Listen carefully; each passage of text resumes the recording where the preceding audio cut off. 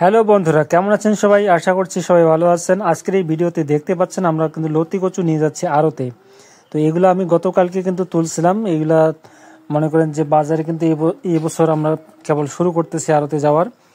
তো বাজার কিরকম চলতেছে সেটা আমি এর আগে আপনাদেরকে জানাইছি। সে তখন চলছিল মনে করেন যে 55 থেকে 50 টাকা। আর প্রথম যখন আমরা এই ফাল্গুন মাসে যখন বাইরে হয় তখন কিন্তু 80 টাকা পর্যন্ত অনেকেই বেচছে, আমি কিন্তু বেচতে পারিনি। তো শুরু করলাম আর কি, ধরেন এখন যে বাজারটা চলতেছে। তো আজকের কিরকম বাজার যায় সেটা ওখানে গেলেই বুঝতে পারবো। আর হচ্ছে মনে করেন যে গতবার কিন্তু এইভাবে অনেক লতি বেচছি আমার ওই ক্ষেত থেকে। তো সেটা কিন্তু এবছর হবে কিনা তা জানি না, তবে কিন্তু মোটামুটি তারপরেও চেষ্টা করতে আসি। এটা হচ্ছে পরিশ্রমের উপর বন্ধুরা, যত পরিশ্রম করতে পারবেন ক্ষেত আপনার তত সুন্দর থাকবে এবং লতি বেশি বেশি হবে। আর আমরা যেই এলাকায় এখন বর্তমান যাচ্ছি সেই এলাকাটা হচ্ছে আমাদের নতুন গড়িয়াহাট। সেটা হচ্ছে অনেক আর কি পাইকারি সবজির একটা বাজার আড়ত আর কি। সেইখানটায় সব পাইকারি রেটে সম্পূর্ণ কাঁচামাল বিক্রি হয়। তো সেই আড়তে কিন্তু মনে করেন যে অনেক মানুষ আসছে দূর দূরান্ত থেকে।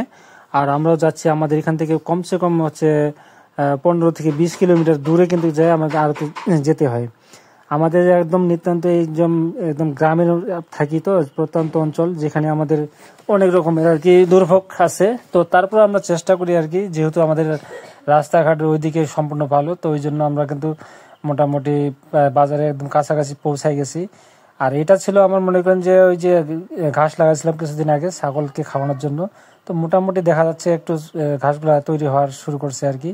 আর বাজারে আজকে যে লতিগুলো নিয়ে যাচ্ছে সেগুলো কিন্তু এই যে এইভাবে মোটা বেঁধে কিন্তু আমি নিয়ে গেছি।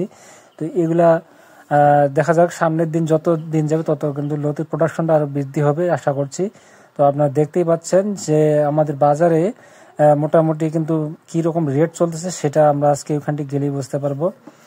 লতি কচু চাষে বন্ধুরা আরেকটা জিনিস, সেইখানে কিন্তু কোনো লস নাই। এটা হচ্ছে আপনারা যে যতটুকুই চাষাবাদ করেন না কেন, অল্প একটু জায়গা যদি আপনি করতে পারেন তাহলে কিন্তু আপনারা প্রত্যেক সপ্তাহে কিন্তু বিক্রি করতে পারেন। এটা একটা এক্সট্রা একটা ইনকাম আর কি।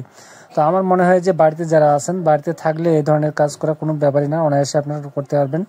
আর বেশি করলে হচ্ছে আপনার সেটা পরিচর্যার অনেকটা থাকে, সেই ক্ষেত্রে কিন্তু আপনার অবশ্যই পরিশ্রমটা মোটামুটি করতে হবে বা মানুষকে খাটাইতে হবে। সেই জায়গায় হয়তো আপনার আগে জানতে হবে যে এই চাষাবাদগুলো কিভাবে করে, তারপরে কিন্তু আপনারা এগুলো করতে পারবেন, তাহলে লাভবান হতে পারবেন।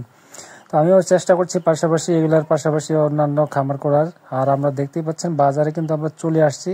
আমাদের এটাই হচ্ছে বড় নয়া গড়িয়াহাট, এটা আর কি, এটা বলি আমরা। এখানে সব রকমের সবজি কিন্তু পাইকারি আড়ত শুরু হয়। তো আমার কিন্তু এই যে লতিগুলো দেখতে পাচ্ছেন, এই পাশে ছোট ছোট লতিগুলো, ওগুলি হচ্ছে আমার। আর এখানটি এই আড়তে আমি গতবার সারা বছরে কিন্তু এখানে বিক্রি করছি। আমার প্রত্যেক লতি আমি এখানেই আনি বিক্রি করি। তো বাজারটা মোটামুটি দেখতে